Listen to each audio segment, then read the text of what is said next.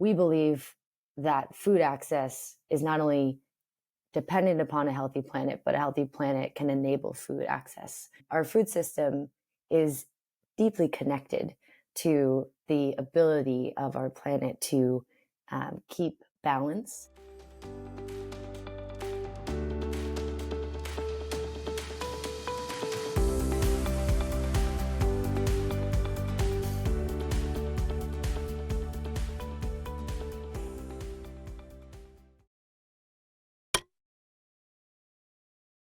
Today, my guest is Julia DeSantis, a recent college grad who is head of sustainability and development coordinator for the Farmlink Project, one of the most exciting nonprofits I've come across. They are working to alleviate hunger, protect the environment, and change the future of food waste in the United States, and is nearly 100% college and high school student run.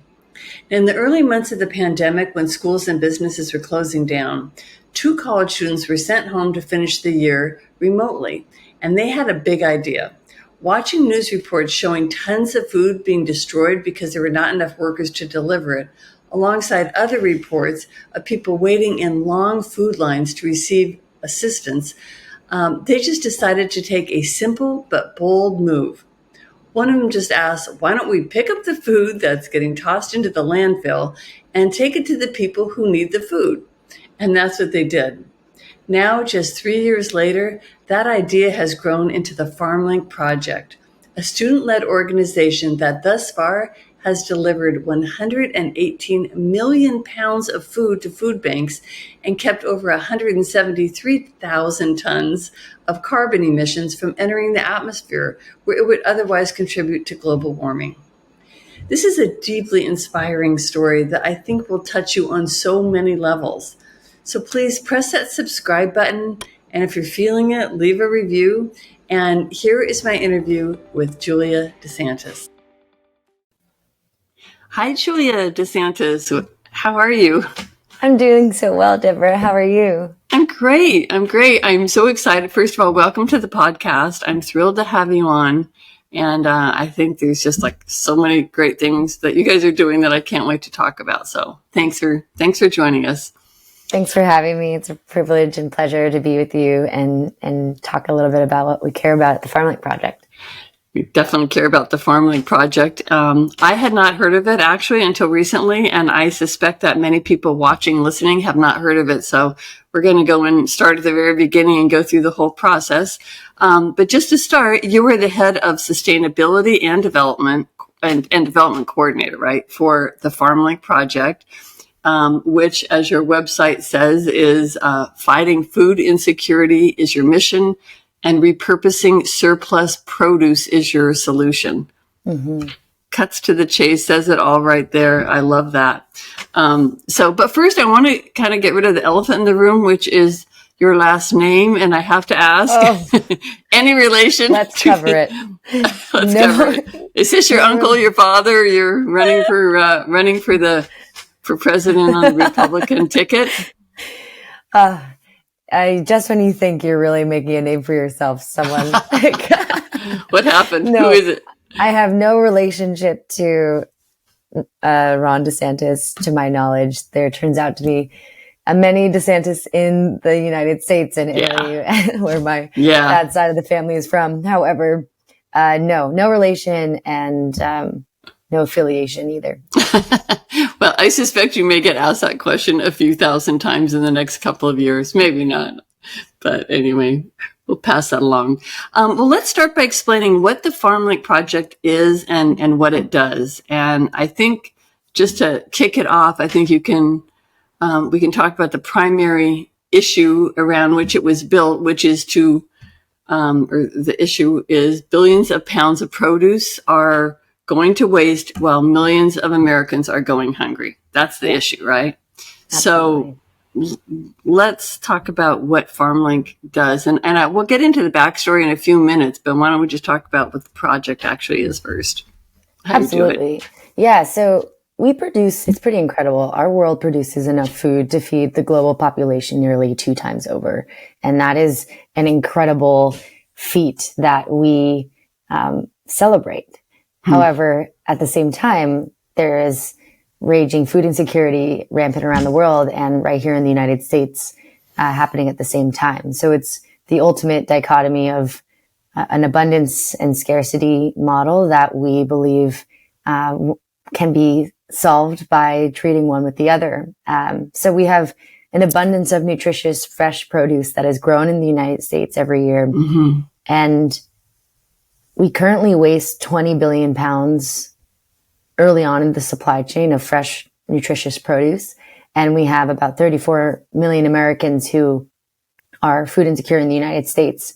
And there's something called the hunger gap, the meal gap. And it's a way to understand how many meals it would take to make sure everyone had access to nutritious food year in and year out. And currently in the United States, that's 6.4 billion. So it's less than 5% of what is going to waste can actually feed and, meet the meal gap.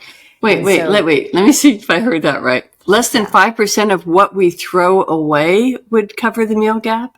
That's right. That's phenomenal. That's a phenomenal statistic. It's absolutely exciting. It's an opportunity that Farmlink recognized in the height of COVID. It was really what pulled the curtain on this issue that has been around for decades here in the United States. But really the pandemic exacerbated existing shadow problems where overproduction of food is part of the food systems design here. And it's an exciting opportunity that we can now connect the surplus to food bank partners across the United States that are serving our neighbors, to make sure that everyone has access to nutritious food. So, wow, I love the positive way that you frame everything, that rather than that being a tragedy, that's a very exciting thing, because it is once you've realized and acted on that opportunity, then it becomes exciting.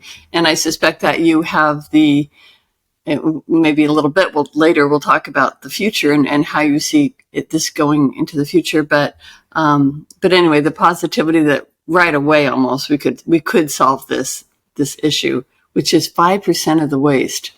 It's, I know that during the pandemic, well, at least in the US, the statistics I saw said that I read said that, I think it's like maybe 1 in 10 roughly in 2021 were food insecure in the US.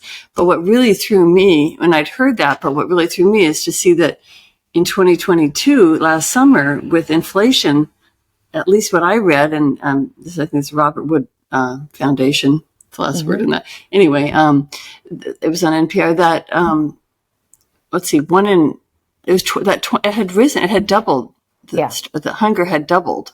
Absolutely. And that's and we were coming out of the pandemic at that point. But so it's just something else came in to kind of swing it. Yeah, absolutely. And you're touching on a really important part that we recognize at the Farmlink Project, is that there are many factors that perpetuate this problem. And so anything that has to do with food is going to be intersectional. And as the head of sustainability, that's really important to me. And our philosophy and strategy is that we recognize the many different layers and forces that influence someone's ability to have access to food.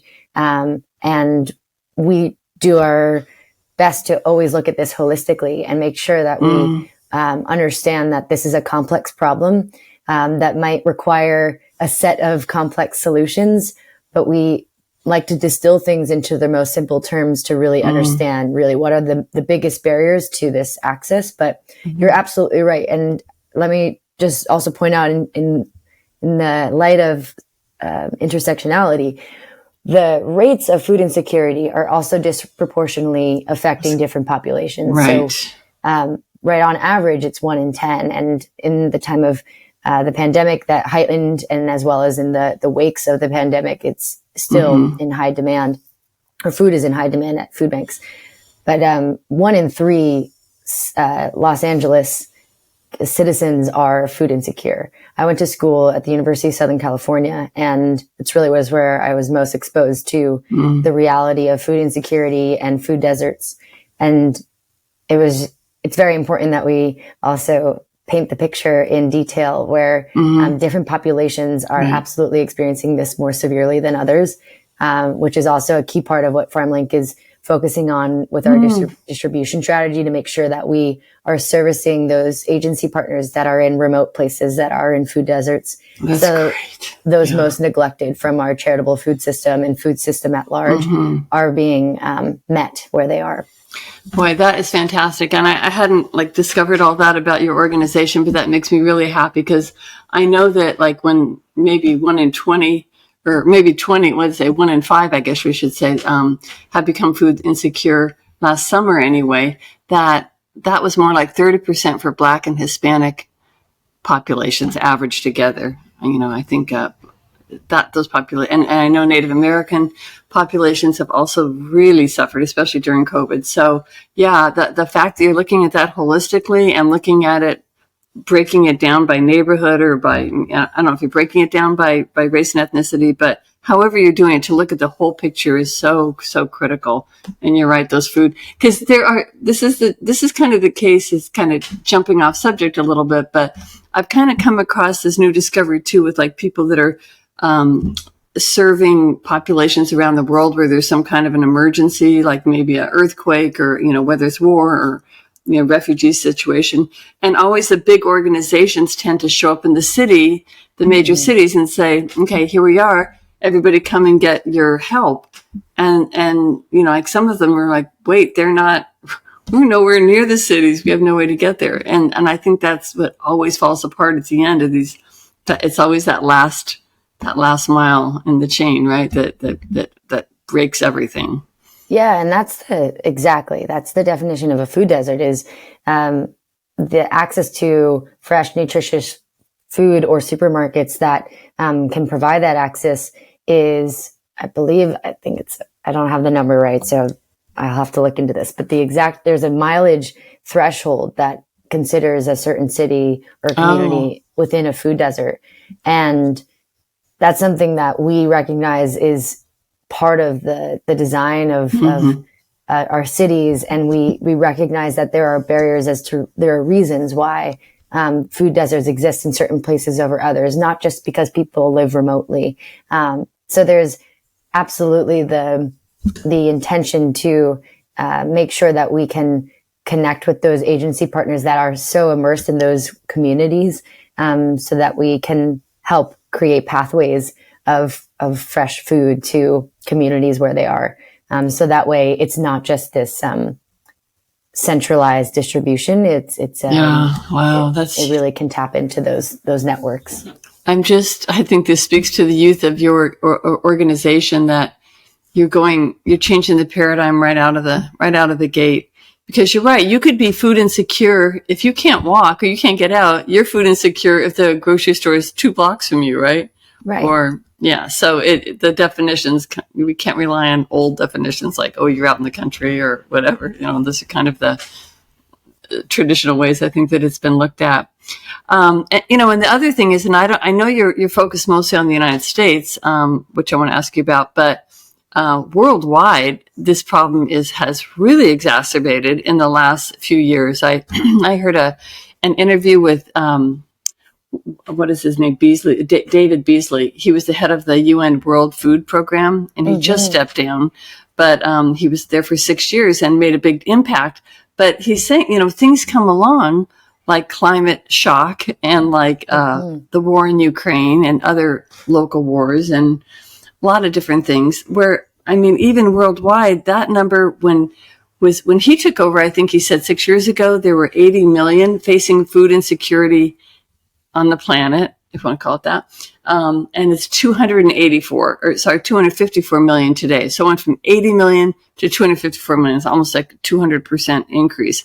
That's with all this effort being put into it. So worldwide, you see that volatility is even greater than it is here right now. It depends what happens in the US. But anyway, so that's just, is that so speaking to that, is that, I did see somewhere that you were working in 3 countries besides the US, and that might have been an older report. So what are those countries, and are you still, and what's that going to look like in the future? Absolutely. The problem is global, and we know there is absolutely the need in every country. And we hope that Farmlink can be a model, and really be a resource to other students or young change makers around the world that are recognizing these problems in their communities and their countries.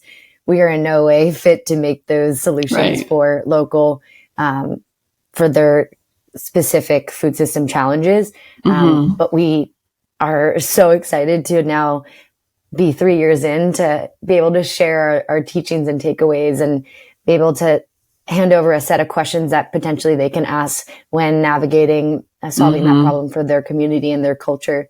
Because that's the best thing about food is that it's universal, but it's deeply diverse. It's so and local. Culturally it's very relevant. local. Yeah, exactly. So, there is so much opportunity in learning from our model, but we know that we just have to connect with partners around the world that can service their specific needs. But yeah, our specific international involvement so far has been in Mexico and Canada. So we had a situation in Mexico where we were notified of 20 million pounds of bananas that there was a cold 20 weather million? patch. 20 million That's pounds a lot of of bananas. Yeah. I could go on. Didn't mean to interrupt, but trying to visualize that. Yeah.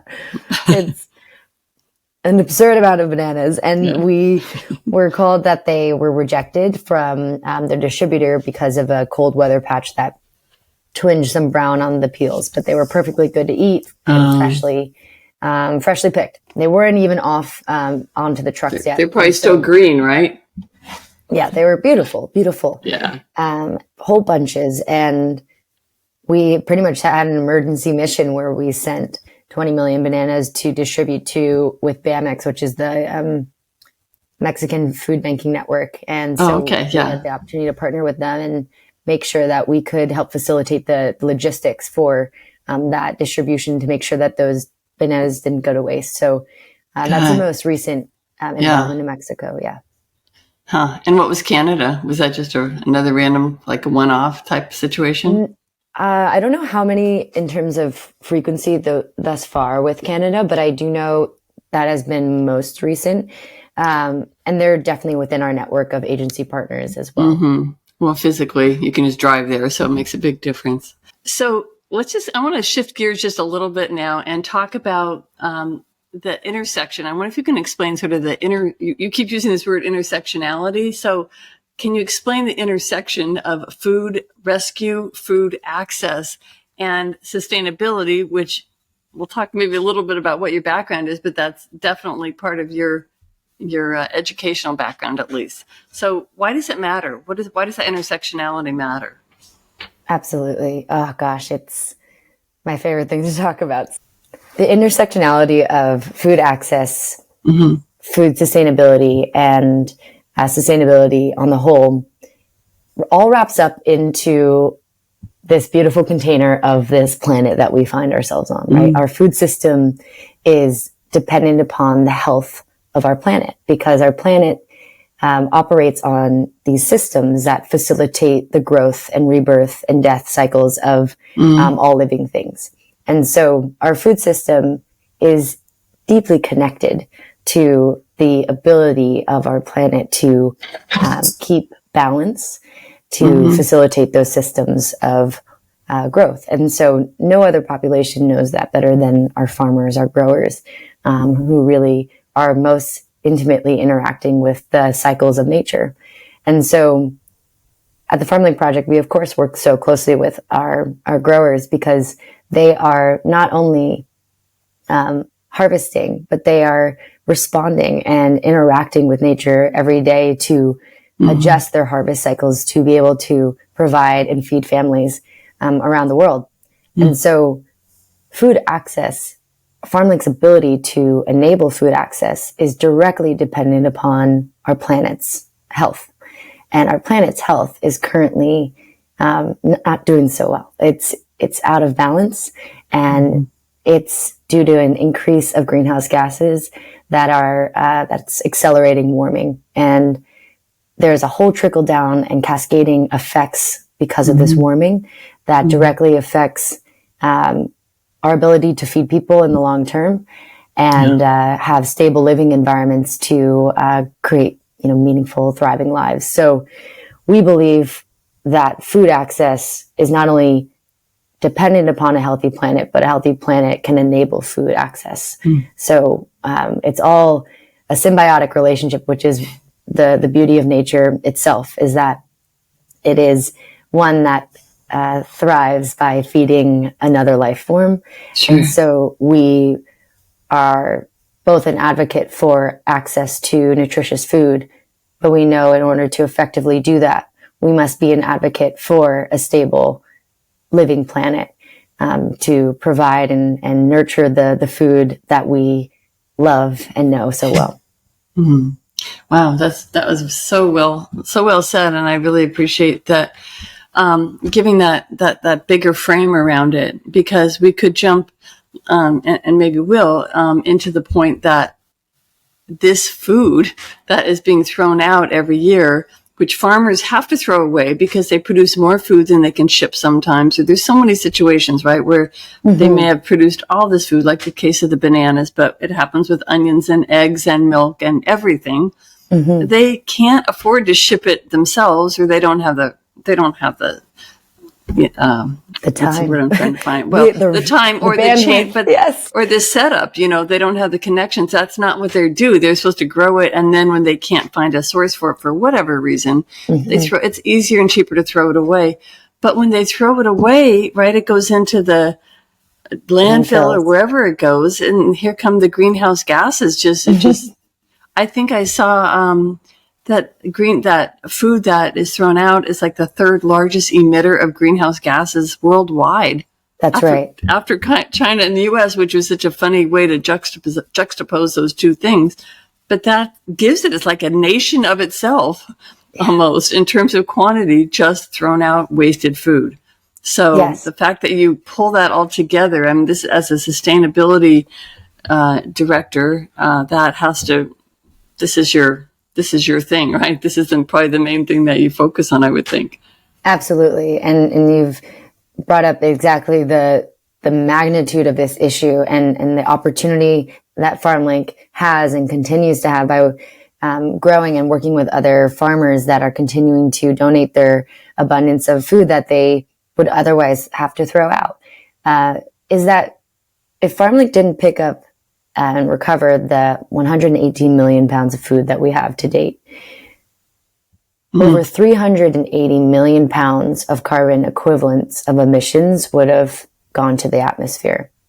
And that's about 173,000 tons or so. Just looking at it earlier. It's something it's a daily update. I mean, and sometimes that's a hard thing for people who aren't really connected to how much that looks like. But, like, I don't know how if we can put that into some kind of terms about how many airplane rides that is or how many cars on the road, but it's a lot. I can tell you. I actually have a calculator right here. Because you can calculate that? I can't calculate that. Well, you bring up like exactly what I studied, which is climate communications. And it was when I realized or really absorbed the weight of the research coming out of the IPCC and the severity of our climate crisis. I recognize, why does it take 4 years of education for me to be able to understand this, let alone communicate in simple terms? We don't have time like that. We don't have time. So we need to find ways to make this information tangible. Accessible and tangible and human. And that's what scientists do so well. They're incredible researchers, and we as communicators and platform builders and connectors, it is our job to share the knowledge in accessible ways to inspire action. And so I love that you just brought up, how can we, orient this statistic? And so I'll just put it in for us. I know that, scientists have been screaming for years. So, they have been telling us what's happening for years, but they don't speak. And that's not, again, like the farmers, it's not their job to transport things. The scientists, it's not their job to communicate things. Like they have done their job, right? So pass it to the communicators and let communicators get the word out, which is what we're doing right now. So I appreciate the fact that you're here and helping do that so much. Absolutely. So I just found that for 118 million pounds, it's the equivalent to Oh, I love these. Okay. It's the equivalent to 38,217 emissions. Okay. It's equivalent to 38,000 cars worth of emissions every year. 38,000? So, yeah. 38,000 annual emissions of a vehicle. Yeah. And it's also the equivalent of 210,000 acres of trees worth of emissions that they can sequester. So think of the Those are two, and that's equivalent to how much food waste you have kept from happening, basically, since your inception, right? And just took two. And what year did you start? So we started in 2020. So in 3 years, the work that you've done just actually started off as just a little project and has blossomed so quickly, is equivalent of 38,000 of the emissions from 38,000 vehicles, or the carbon sink, if you want to say, of how many trees? 212 acres, I think you said. 210,000 acres. 210,000 acres. Yeah. So yes, that's massive, and I love that. Thank you so much I know that was, if someone told me to look something up while I was on being recorded, my brain freezes. So you're very good at that. I'm always thinking this, right? No, it's so necessary. And it's something I really care about is making these metrics accessible. I think, there's such a drive for environmental communication and impact reporting. And it's only meaningful if it matters to someone in a context that means something. And so I'm always tinkering with ways that we can better communicate and localize the effect that we have and the impact that we have. And specifically with food waste, you brought up that if food waste were a country, it would be the third largest emitter. And the reason why this is significant is because when food rots, it emits methane. And methane is a very, very potent greenhouse gas. I don't think I knew that. Yes. Okay. Because I want to back up and just say that again. All food, so any kind of agricultural food waste, it's the same as cow farts, methane, or burping, belching is actually more it's a methane gas. Okay, go ahead. Organic waste releases methane gas through the natural decomposition process. So it's, of course, organic process, but when it sits in a landfill, it's not being reincorporated back into soils, right? That's the beauty of composting. That's the beauty of any upcycling solutions, or better yet, Farmlink, that actually makes sure that the food doesn't ever go to waste. It's being consumed for human energy. So it's converted before it ever gets to the methane component. So there are many greenhouse gases that are emitted in general in the agricultural system, but specifically with food waste, methane is the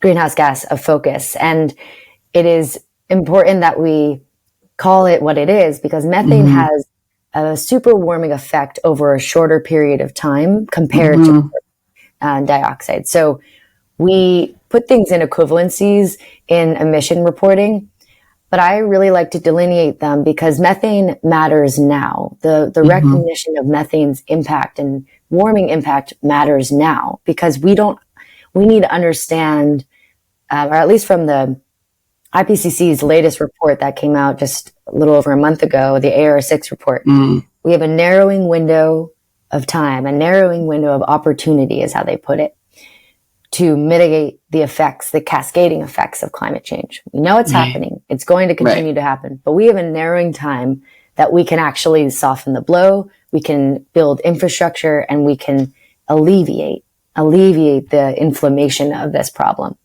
And one of the fastest ways to do that is reducing food waste.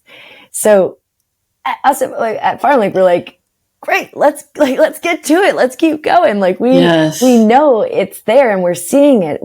From dollar to pound to emissions avoided, there is a direct impact from when you prevent food from going to waste, and therefore the negative or the climate impact that it has if it does release methane. So just for reference, methane is 81 times stronger than carbon over 20 years. Specifically for organic waste. And so I like to point that out just because it has such a significance in this window of opportunity that we have to really move the needle on our climate reality.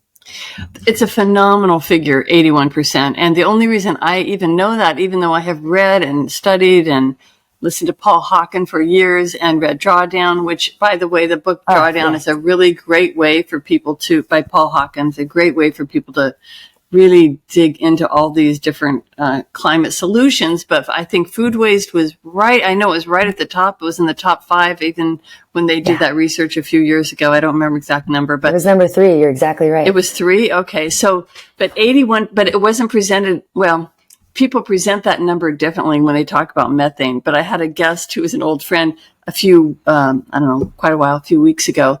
And he said, could you tell people that number 80% or 81%?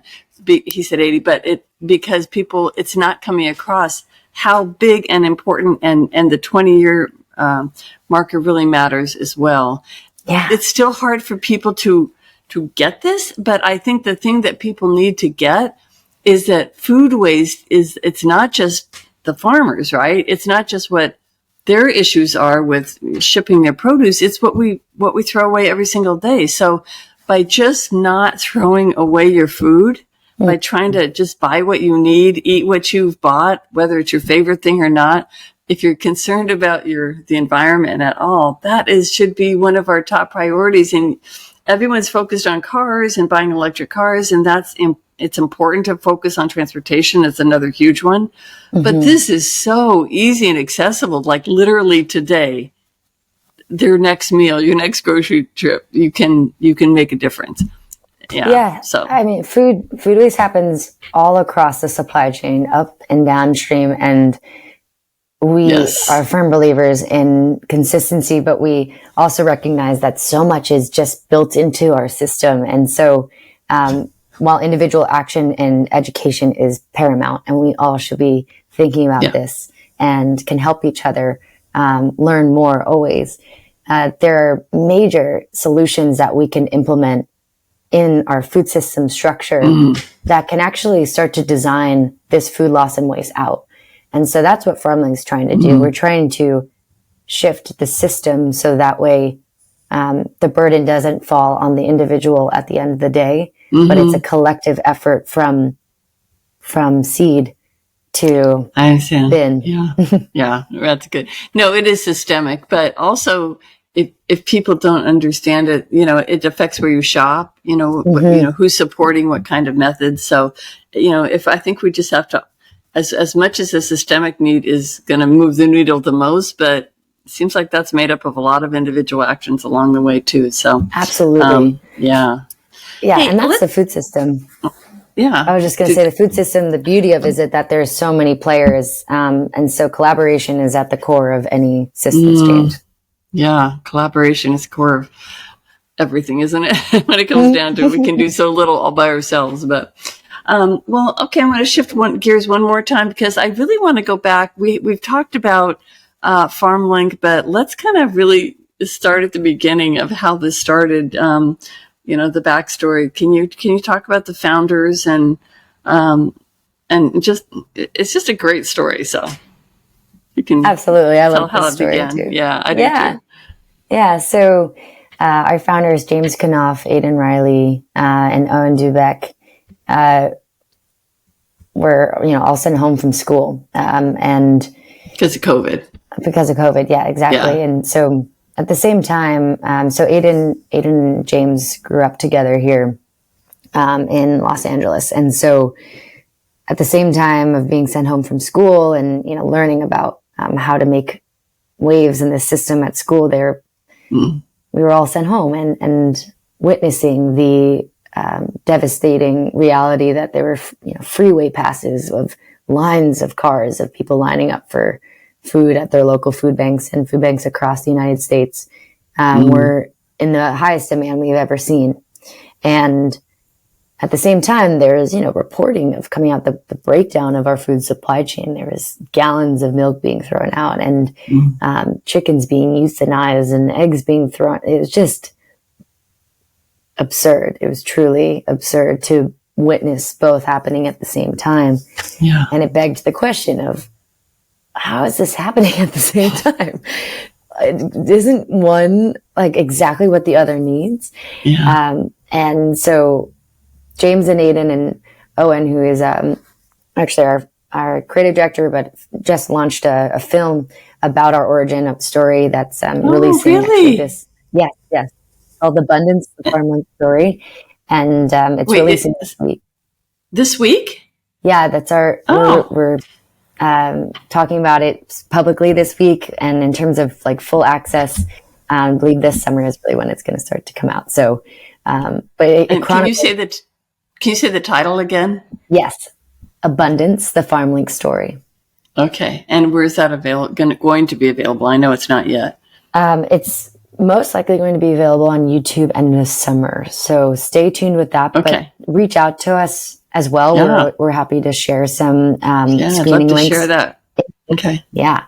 But the whole film, it's 23 minutes and it chronicles the early stages of Farmlink. And it really was, they get like the three of them asking each other, let's do something about this. Let's just, we know that they found out that their local food bank in LA was in need of eggs.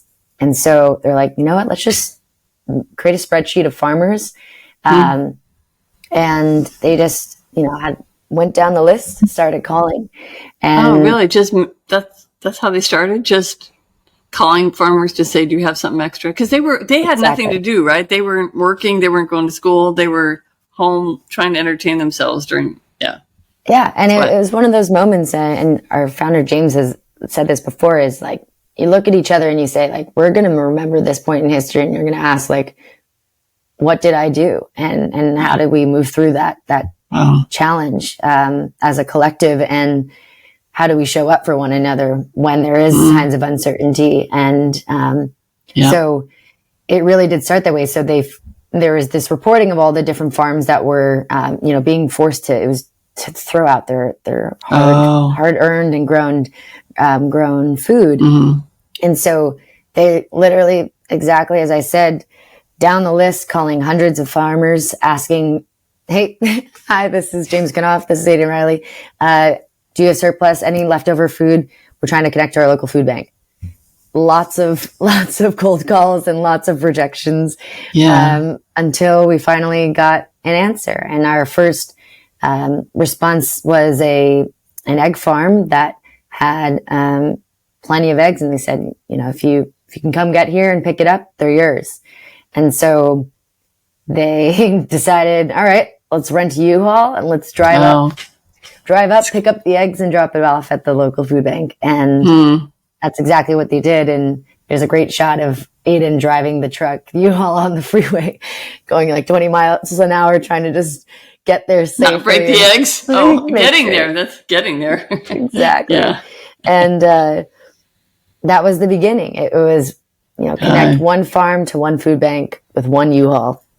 And that's really how it kicked off. And then it was just a flywheel effect with students and friends of friends. Ben Collier, our CEO now, went to Brown with Aidan, like quickly got looped in, brothers, sisters, friends, neighbors just getting involved, all calling farms and just trying to build out a database of contacts that Farmlink could be a support with. No farmer wants to be throwing out their food. That is like such a loss. Think about that. That's just, think about if you make dinner and you have to throw it out, how upsetting that is for some reason, just like one little meal, and just imagine throwing out tons of food. It would make you sick.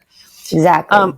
And so all these people that were getting connected into this organization, they were all college students, or high school. So everyone was like, college. Oh my gosh. So the ages were like, 16 to 21 or something? And very young. Yeah. And wow, this is such a great story. So then that just started building, I guess, over the next year or two. And so what happened when school started again? Yeah, absolutely. That was the crossroads moment for our team. Which was, the problem is actually worsening.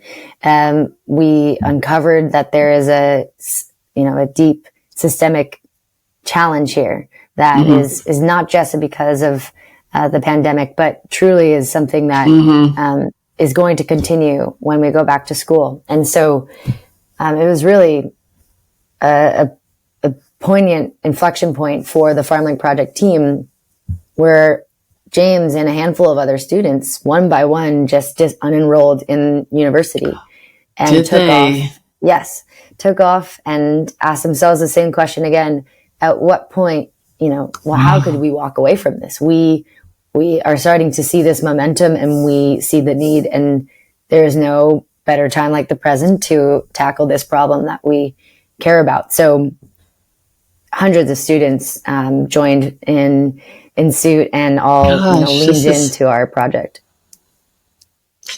It's really hard to talk about this without getting emotional.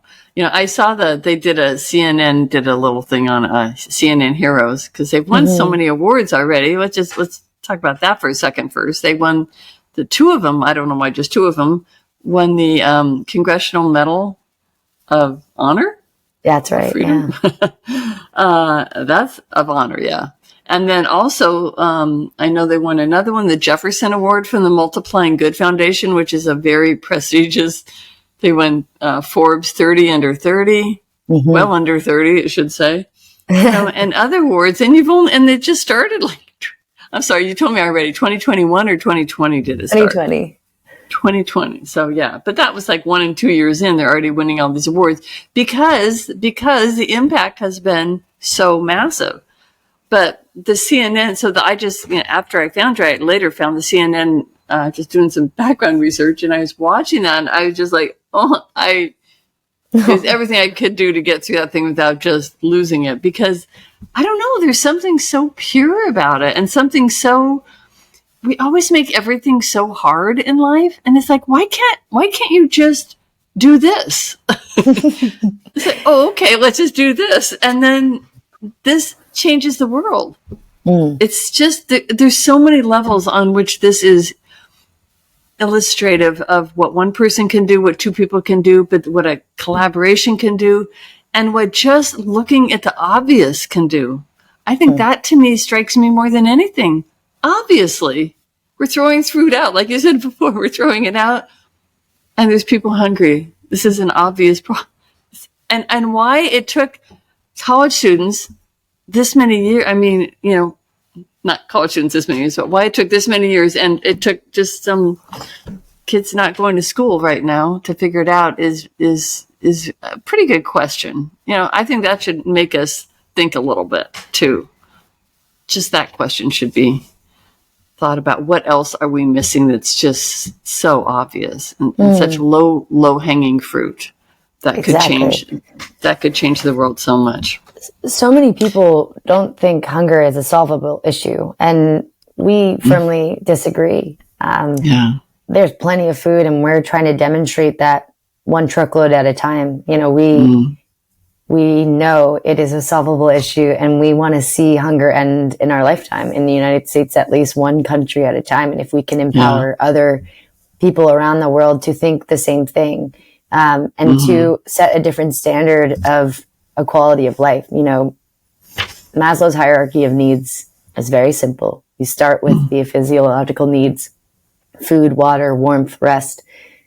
That is the basis of an individual's ability to move through this world and thrive and be able to elevate through the hierarchy of needs. Right. And food is one of the most beautiful ways to show love. And I am a firm believer that if we can, address hunger, a lot of other problems are going to start to fade away, or at least alleviate in a lot of ways. It exacerbates so much to not be fed, and we're living beings, and it's we believe in the right to food and the right to feel full and healthy. Yeah. Well, to say that it's not possible is just ludicrous. If we can, all the things we can solve, I think we can solve this one little mismatch of, it just, nothing is unsolvable. Nothing's unsolvable. And that was what was so exciting about it is it's not that we don't have charitable people and we don't have the infrastructure for food distribution in the United States and we don't have enough food. We actually, all those things are there.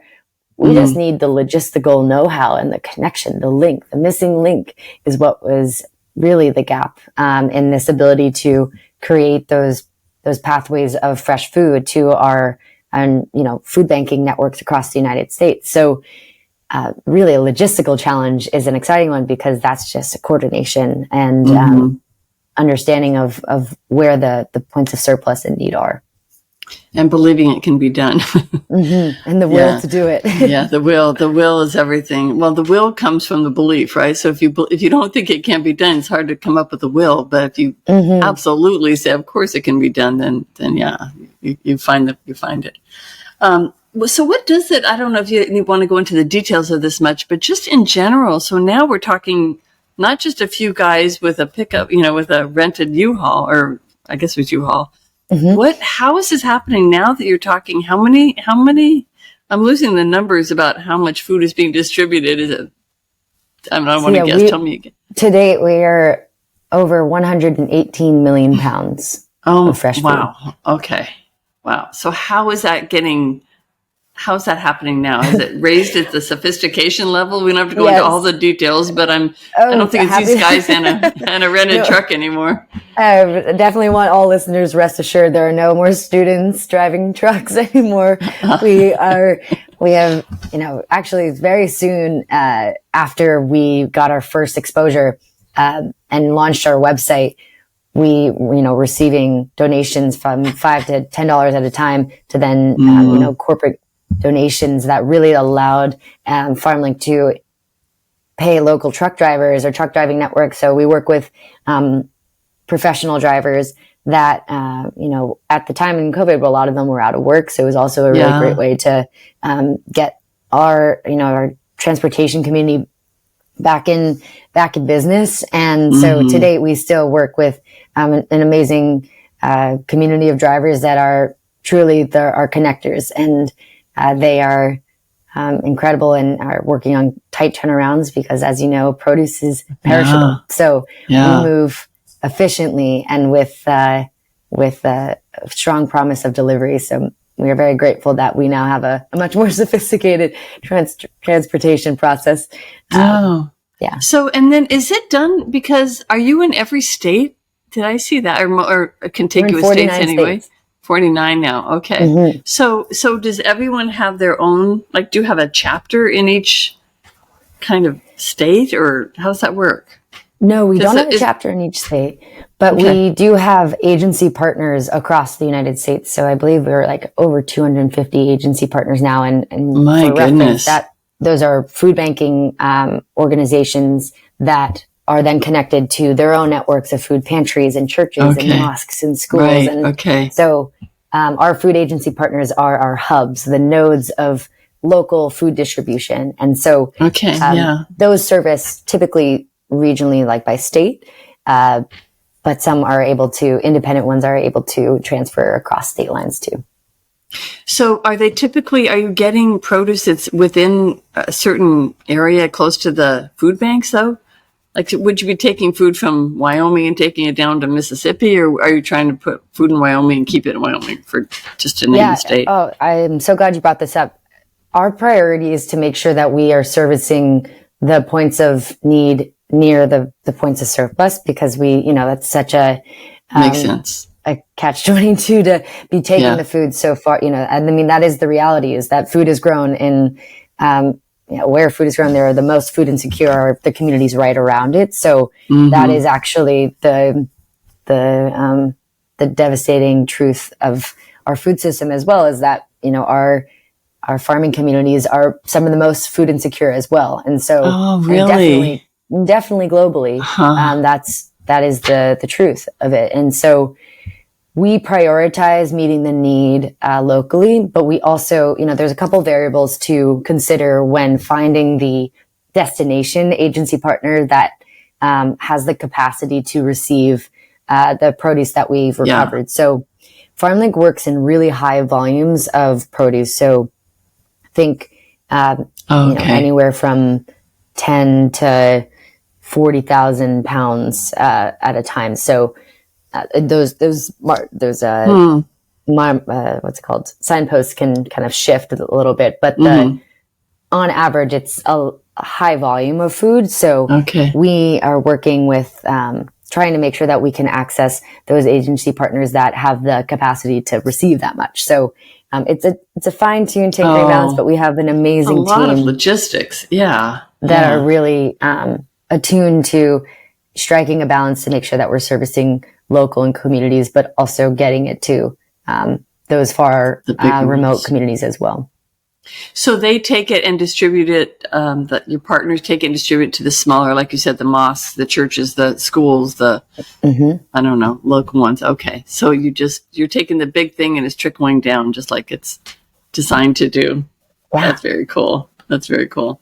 So I know it says something on your site about, and you've alluded also to the future and to this systemic change. Is that a change from what we've been talking about? Are you thinking about bigger fish to fry, so to speak? Looking to the future. Yeah, looking to the future. I mean, our mission is to make the world's abundance of food accessible to everyone. And as I said before, it's what are we going to do with this abundance of food is really where we're thinking. And so our mission is, of course, like by my metrics, we have one goal there, but systemic change we believe is really about creating connections and collaboration across the hunger fighting landscape. And that really is our theory of change for the future. Our goal is to scale up to provide 1 billion pounds of fresh, nutritious food to families across North America by 2025. So that's our goal. But we know that reaching 1 billion is going to take a refined and dynamic collaboration with agency partners across the U.S. and farmers that we are not working with yet. So systemic change really means reaching a point where everybody has access to food with dignity and consistency. That's our definition of systemic change. Beautiful. Is that we shift the relationship with access to free food so that it retains the sense of dignity that we all feel when we get to go to the supermarket. And so consistency is also crucial, right? Is not needing to worry about where your next meal is going to come from. Yeah. And so we know that we can't reach that goal just by getting to food banks. And I think something I'll just share anecdotally is that up to 60% of people that are facing hunger who know where their local food pantry is will still not go.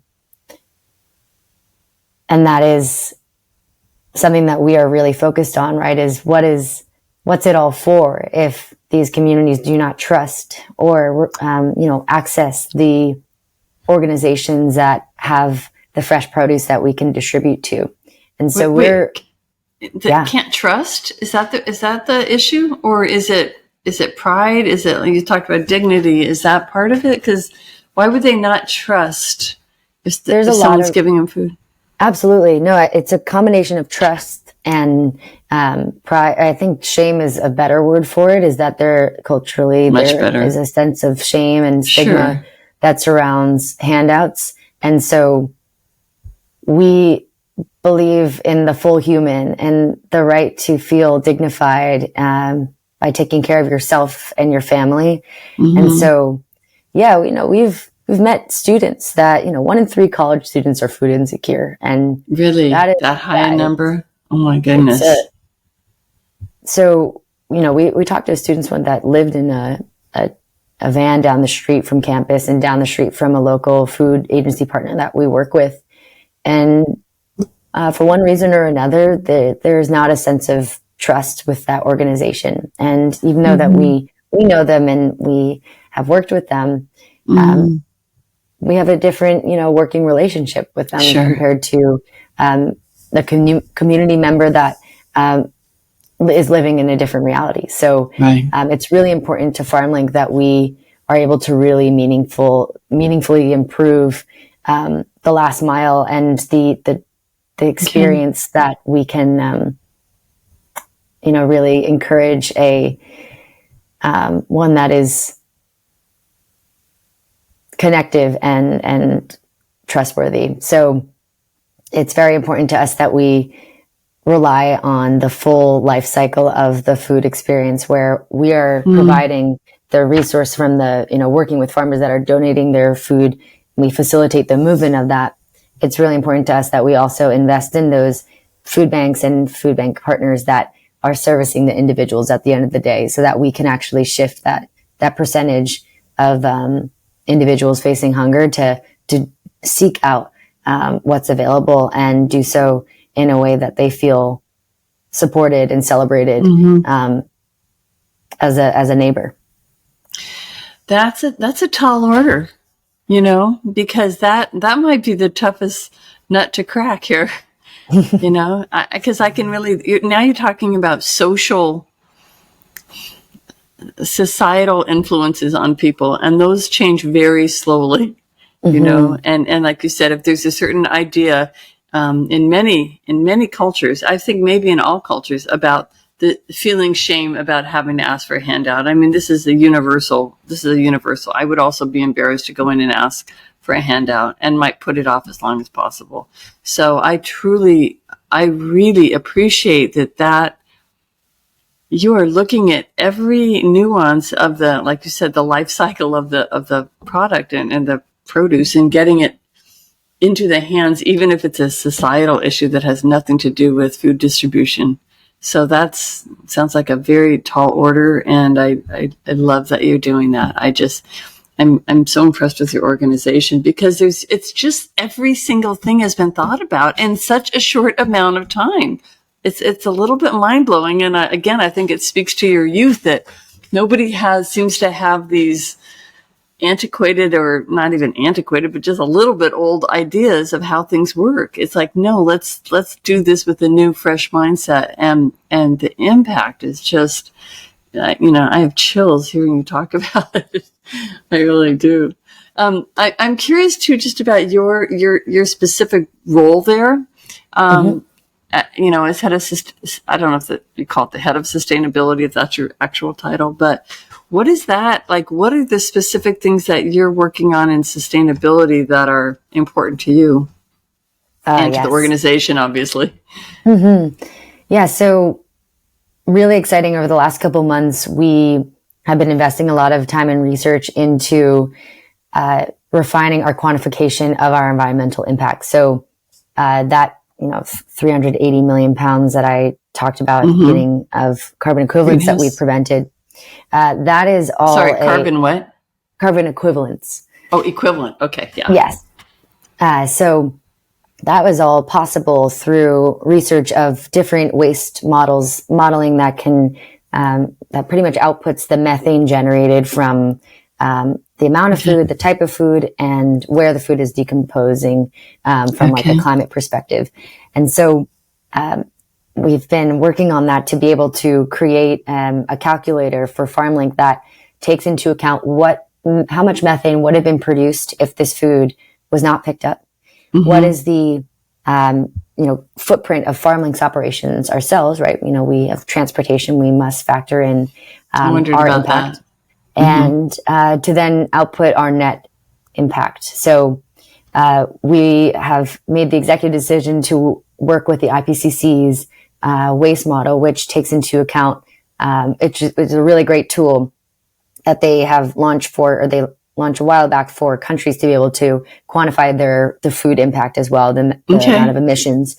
And so we have integrated that internally for our own donation movement so far. And from there, we've been able to create an impact metric, which helps us better communicate like the dollar value from both a hunger fighting perspective, but also a climate benefit perspective.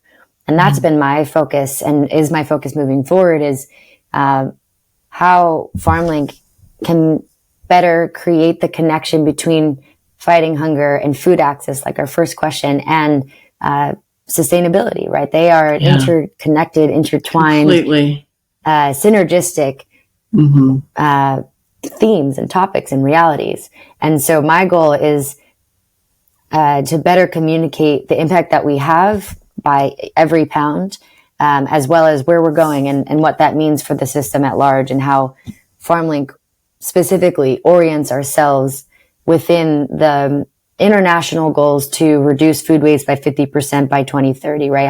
How can Farmlink speak to those goals and specifically and tangibly contribute to those goals through our operations, so that way we can, be allies in this incredible opportunity to reduce food waste that we both know is our fastest and most effective way to draw down emissions right now.